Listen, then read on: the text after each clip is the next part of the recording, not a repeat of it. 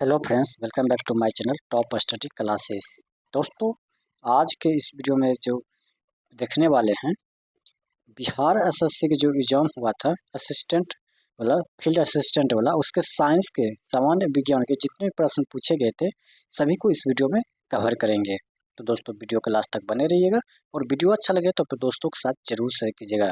इससे दोस्तों, हमारे चैनल पर नए हैं तो सब्सक्राइब करके बेल आइकन जरूर दबा लीजिएगा ताकि हमारे आने वाले वीडियो का नोटिफिकेशन आपको मिलती रहे। तो चलिए क्वेश्चन स्टार्ट करते हैं। दोस्तों, इसका पीडीएफ जो टेलीग्राम ग्रुप में डाल दिया, जिसका लिंक डिस्क्रिप्शन में होगा, वहां से डाउनलोड कर सकते हैं। तो K2Cr2O7 में Cr की ऑक्सीकरण संख्या कितनी है? तो इसका जो ऑक्सीकरण संख्या हो जाएगा वो कितना हो जाएगा? तो इसका जो राइट आंसर हो जाएगा वो हो जाएगा +6 हो जाएगा। नेक्स्ट, वे अणु जो समान आणविक सूत्र साझा करते हैं लेकिन परमाणुओं की संरचनात्मक व्यवस्था अलग अलग होती है, उन्हें इस रूप में जाना जाता है। तो किस रूप में जाना जाता है? तो ये जाना जाता है समायवी, समायवी के रूप में। ऑप्शन में सी इसका राइट आंसर हो जाएगा। चलते हैं नेक्स्ट क्वेश्चन देखते हैं। नेक्स्ट, निम्नलिखित में से कौन सी धातु सबसे अधिक अभिक्रियाशील है? तो सबसे अधिक अभिक्रियाशील धातु कौन सा है? तो वह पोटासियम हो जाएगा। ऑप्शन में बी आ जाएगा, पोटासियम इसका राइट आंसर हो जाएगा।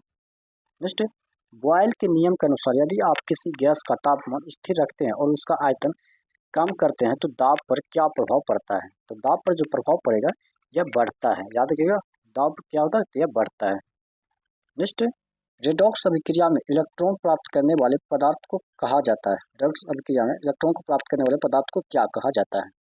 तो इसे जो कहा जाता है अपचयित कहते हैं। तो अपचयित ऑप्शन में बी इसका राइट आंसर हो जाएगा। नेक्स्ट क्वेश्चन है, मानव विकास सूचकांक किसके द्वारा विकसित किया गया था? तो मानव विकास सूचकांक किसके द्वारा? तो यह किया गया था महबूब उल हक के द्वारा। ऑप्शन में बी इसका राइट आंसर हो जाएगा। नेक्स्ट, पृथ्वी के अंदर वह बिंदु क्या कहलाता है जहां भूकंप के दौरान ऊर्जा मुक्त होती है?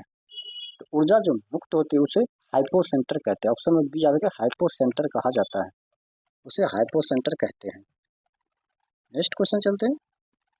नेक्स्ट, सतह या भूपर्ति के भीतर लावा के ठंडा होने या जमने में बनने वाले चट्टान को क्या कहा जाता है? तो उसे जो कहा जाता है उसे हम आग्नेय चट्टान कहते हैं। ऑप्शन में याद रखिए, आग्नेय चट्टान कहा जाता है।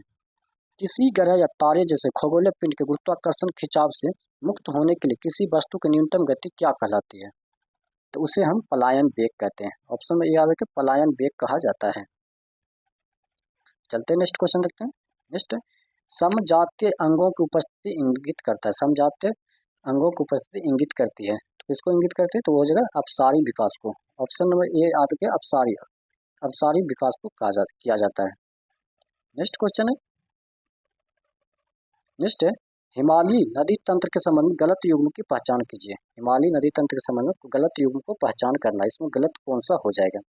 तो कौन सा हो जाएगा? तो रावी हिमाचल में उत्पन्न होती है, देवप्रयाग के पास गंगा मिलती है, गलत है। ऑप्शन में बी जो है इसका राइट आंसर हो जाएगा। द्रव्यमान m और v वेग v वाली वस्तु गतिज ऊर्जा का सही सूत्र क्या होगा? तो ये हो जाएगा k बराबर 1/2 mv²। ऑप्शन में जो डी इसका राइट आंसर हो जाएगा। नेक्स्ट क्वेश्चन है, सूर्य द्वारा पृथ्वी को गर्म करने के लिए ऊष्मा स्थानांतरण कौन सी विधि उत्तरदायी होता है? तो कौन सी विधि उत्तरदायी? तो वो विकिरण हो जाएगा। ऑप्शन नंबर बी याद रखिए, विकिरण इसका राइट आंसर हो जाएगा।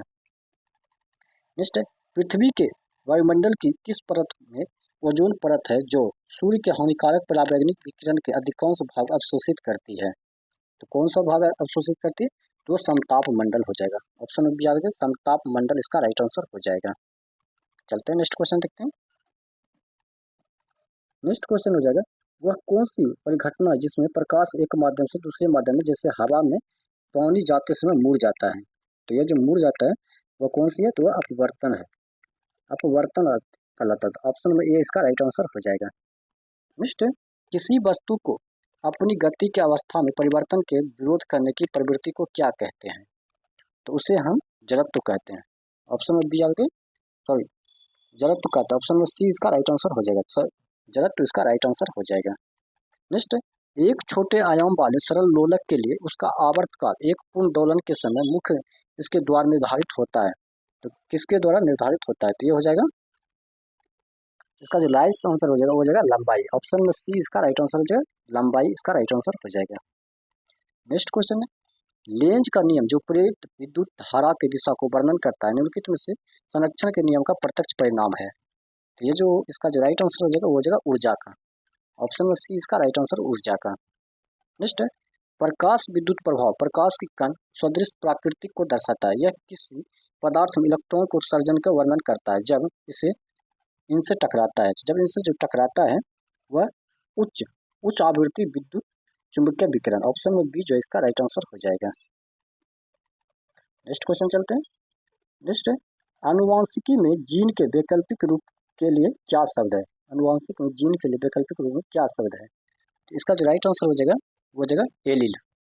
एलील ऑप्शन में डी इसका राइट आंसर हो जाएगा। मानव पाचन तंत्र प्रोटीन का पाचन किस अंग से शुरू होता है। तो मानव पाचन तंत्र प्रोटीन का जो पाचन जो होता है मानव शरीर में अमाशय से शुरू होता है। तो अमाशय ऑप्शन में सी इसका राइट आंसर हो जाएगा।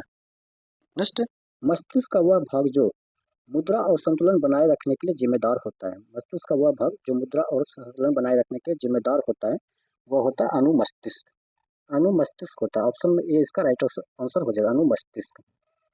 चलते नेक्स्ट क्वेश्चन देखते हैं। नेक्स्ट कार्बन 14 की अर्ध आयु लगभग 57-30 वर्ष है। इस गुण का उपयोग प्राचीन कार्बनिक पदार्थ की आयु निर्धारित करने की तकनीक में किया जाता है। इस तकनीक को क्या कहते हैं। तो इस तकनीक को जो कहा जाता है उसे हम रेडियो कार्बन डेटिंग कहते हैं। ऑप्शन में ए इसका राइट आंसर हो जाएगा। आणविक जीव विज्ञान में डीएनए टेम्पलेट से आरएनए अणु के संश्लेषण की प्रक्रिया को इस रूप में जाना जाता है। तो वह जाना जाता है प्रतिलेखन। प्रतिलेखन ऑप्शन में ए इसका राइट आंसर हो जाएगा। नेक्स्ट संवन्य पौधों में जाइलम का प्राथमिक कार्य क्या है। संवन्य पौधे में जाइलम का प्राथमिक कार्य क्या हो जाएगा।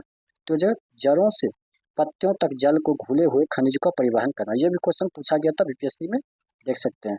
तो ऑप्शन में ए इसका राइट आंसर हो जाएगा। और नेक्स्ट क्वेश्चन देखते हैं।